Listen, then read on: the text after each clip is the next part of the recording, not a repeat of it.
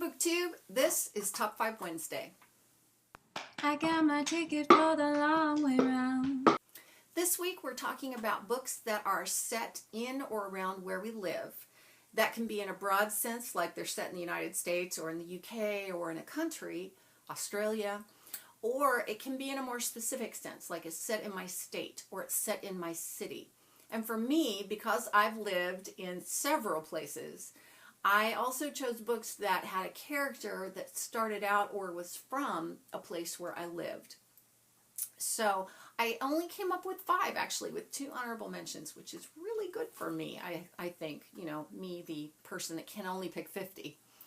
And before I get started and tell you what these books are, I also want to tell you, no, I didn't get decked. And no, I don't have a speech impediment. Well, I kind of do, but it's because I had a tooth pulled and they kind of beat me up to do it, although I never felt a thing.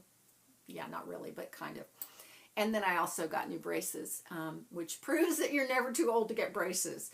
But these are the kind that are invisible. So while you don't really see them as bands on my teeth, then I'm still learning to talk with them in my mouth, and my mouth is kind of beaten up. So anyway, let's get on to the books. Okay, my first honorable mention goes to Flat Out Love by Jessica Park. This book takes place in Boston, but the main character is actually from Southern Ohio. I think she's from a suburb of Cincinnati, and I lived in Cincinnati for about 7 years after I graduated from high school. It's where I made all my friends that I'm never going to lose, you know, that I'll have for the rest of my life and still have now. This is just a sweet little story about a girl who starts living with a family because her college housing falls through. And the family is dealing with something that really changes when she comes into the household. And so it's the story of the way that plays out. It's a really, really good look at grief and the way that we handle it. My other honorable mention goes to The Edge of Never by J.A. Redmerski. And in this one, the main character, Cameron, is from Raleigh, North Carolina. That's where the book starts out. And then she goes on a road trip and meets Andrew, the other main protagonist. And the bulk of the book is their road trip. But they did start out in Raleigh. Now, I lived in North Carolina, about halfway between Raleigh and Richmond, Virginia. I lived on the border of North Carolina. So, yeah, I counted it because I went shopping a lot in Raleigh. And I'm down through there very often. Number 5 on my list is The Fault in Our Stars by John Green. This takes place in Indianapolis. Now, Indianapolis is where I go to shop, and it's also where I lived for a good chunk of my life, my early adult life. It's where I had all my kids, and I know the city inside and out, and where I live now is not far south of there. That's maybe 45 minutes. My best friends in the world all live there. The Fault in Our Stars, I think, you know, it's funny. I like this book less the further I get from having read it, which was about 2 years ago. And I liked it a lot, and I liked the movie, although I was a little miffed that the movie didn't open in Indianapolis instead of New York City, because I thought, hey. But having said that, you know, we all know about The Fault in Our Stars. It's a great book, and, you know, if you haven't read it, then you probably should, just because it's one of those hallmark, if you're a young adult, you should read this kind of books. Even if you're not a young adult, it's still a great story. And let me tell you a little side story about that. In the movie, Hazel Grace's mom is played by Laura Dern. And I always get told that I look like Laura Dern. And at one point, I worked for Southwest Airlines at kind of the Disneyland airport in South Orange County, California. And whenever she would be in the news, people would come up and say, has anyone ever told you that you look just like Laura Dern? So at one point, I'd heard this all day one day, and I finally looked up. I was checking people in at the gate, and I said, you know, actually, I am Laura Dern. I'm just researching a role. And this person went, oh, whoa. Well, and then I finally laughed, and I said, no, I'm not Laura Dern, really. But I do hear that all the time. So anyway, yeah, nice little story to go with The Fault in Our Stars. Like, one more thing I have in common with that. Number 4 on my list is The Returned by Jason Mott. I don't know if you can see this all that well because of the glare, but this is set in Arcadia, North Carolina. Like I said, I lived in North Carolina. I don't know where Arcadia is, but I do know that Jason Mott lives near Wilmington, North Carolina, and also went to school at UNCW, University of North Carolina at Wilmington. And that's where 3 of my girls go to school. Actually, one just graduated. And this is a great book, but it doesn't move very fast. It's literary fiction, and there was a television show made out of the story. It wasn't called The Return. It was called something else, which I will put here because I can't remember. But interesting look at what would happen to society if dead people came back to life and started walking around. Yeah. Emotional kind of consequences and the physical limitations. I mean, what are we going to do with all these people? That kind of stuff. Really interesting book. And I really liked it. And I actually got this book, I think it was last summer in Wilmington. So it was an autographed copy. And staying in North Carolina, number 3 on my list is The Fiery Cross and also A Breath of Snow and Ashes, both by Diana Gabaldon and both part of the Outlander series. Actually, more books than these two take place in North Carolina because they are around the time of the American Revolution, and Jamie and Claire and their family live in the mountains of North Carolina. So this is really the western edge of North Carolina rather than kind of the coast.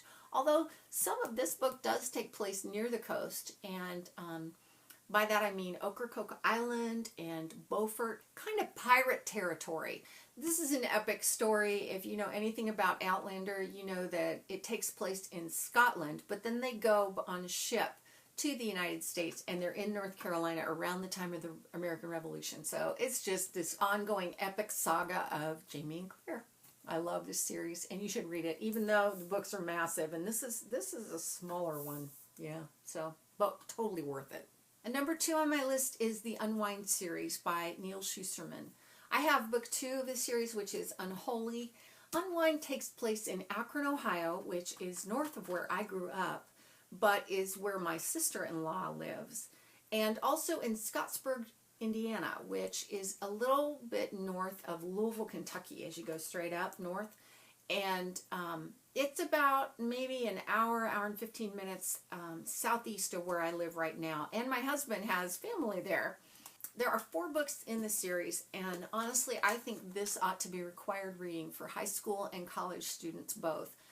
It is an incredible look at what can happen to a society in terms of implementing horrific things as a result of a war that happens where you have to make everybody happy and you end up making nobody happy. This is a book that could happen, and it's worrisome and frightening because of that. It's a really, really good series, and if you haven't picked it up, then you really need to, because it's that good. And number 1 on my list, obviously my favorite, is The Fifth Wave by Yancey. I love this series. It is about an alien invasion, and it takes place primarily in and around Wright-Patterson Air Force Base in Dayton, Ohio. I say Dayton, but actually it's not Dayton, it's Fairborn, Ohio. And I'm from right near there, and all of the men in my family have worked at one time or another, or currently work at Wright-Patterson Air Force Base. My mom even worked there at one point. The book starts out a little bit north of Cincinnati, Ohio. I think, although I'm not exactly sure, but I think it happens on I-75, a little bit north of Cincinnati, but south of Dayton. And I've traveled that route so often. Oh my gosh, I know it like the back of my hand. And the second book, which is The Infinite Sea, takes place pretty much in Urbana, Ohio. That's where my grandfather's from, and I drive through there all the time on the way up to see my mother-in-law, who lives in she lives north of Columbus, Ohio. This is a great story. It's so good because you just never quite know what exactly is going on. Who are the good guys? Who are the bad guys? While it seems really clear-cut at the very beginning, it gets more vague and more vague and more vague as you get into this book. This is being made into a movie right now. I would love to know why he set these books in that area.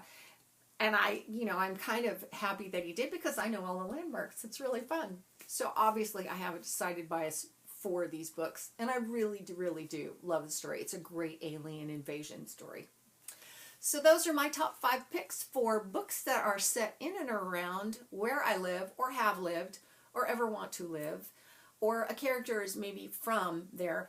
I know, it's a little bit ridiculous. But anyway, if you've done a Top 5 Wednesday list like this, be sure and let me know below, because I would love to go see it. And if you've read any of these books and have any thoughts about them, please talk about them with me in comments. You know how I love to talk books. So that's it for now for me. I will see you next time. Hopefully I will speak better and be more used to these things in my mouth when I get there. But anyway, that's it for now for me. I will see you next time. Thanks for watching. You're gonna miss me when I'm gone. You're gonna miss me by my walk. You're gonna miss me by my talk. Oh, you're gonna miss me when I'm gone.